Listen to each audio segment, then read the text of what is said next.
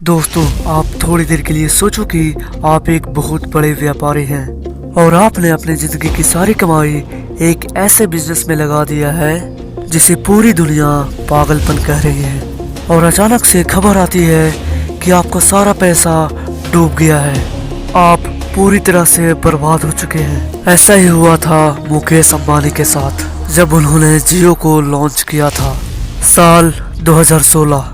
मुकेश अंबानी की रातों की नींद हराम हो चुकी थी। जियो लॉन्च तो हो गया था, लेकिन एयरटेल और वोडाफोन ने मिलकर जियो को बर्बाद करने की कसम खा ली थी। हर दिन 12 CR कॉल्स फेल हो रहे थे। अंबानी के दुश्मनों में खुशी की लहर थी क्योंकि वो बर्बाद हो रहा था। यह वह दौर था जब रिलायंस डूबने की कगार पर आ गया था। वीडियो को एंड तक देखना, वरना यह स्टोरी आपको समझ नहीं आएगा। यह कहानी शुरू होती है एक ऐसे रिस्क से जिसे सुनकर बड़े बड़े इंडस्ट्रीज का पसीना छूट गया था। उस समय भारत में 3G का दौर था और मुकेश अंबानी 4G लॉन्च करना चाहते थे, लेकिन इसके लिए उन्हें पूरे देश में 2.5 लाख किलोमीटर की फाइबर ऑप्टिक्स बिछानी थी। क्या आप सोच सकते हैं कि इसका खर्चा कितना था? इसका खर्चा इतना था कि अगर यह फेल हो जाता तो पूरी रिलायंस कंपनी बर्बाद हो जाती।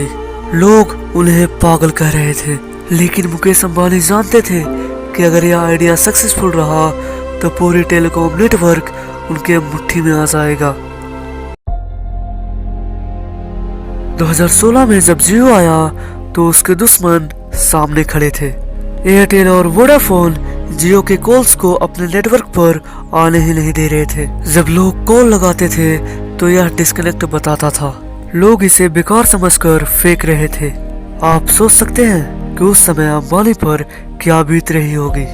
2.5 लाख करोड़ इस कंपनी पर लग चुके हैं और लोग सिम तोड़कर फेंक रहे हैं। रिलायंस के बोर्ड मेंबर्स टेंशन में थे। यह वह समय था जब जियो को दुश्मनों ने चारों तरफ से घेर लिया था। यह अंबानी के जीवन का सबसे बड़ा खतरा था।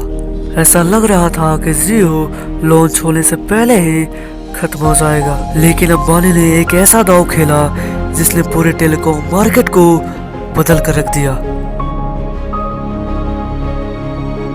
अंबानी ने पलटवार किया। उन्होंने TRAI और सरकार से कहा कि यह सरासर नाइंसाफी है, और उसी समय एयरटेल को AGR रिड्यूस का झटका मिला। इसमें एयरटेल और वोडाफोन को 35,000 करोड़ रुपए चुकाने का ऑर्डर आया था, और देखते ही देखते एक एक करके सारी कंपनियां डूब रही थी।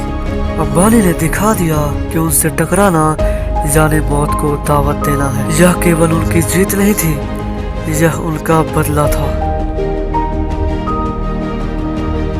आज जियो पूरे टेलीकॉम नेटवर्क पर कब्जा कर रखा है, लेकिन दोस्तों डर अब हमें लगना चाहिए।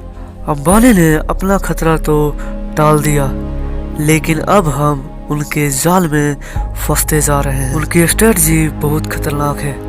पहले सब कुछ फ्री किया, उसके बाद सस्ता, और अब रेट को धीरे धीरे बढ़ाता जा रहा है। सोचो, अगर एयरटेल डूब गया तो हमारा क्या होगा?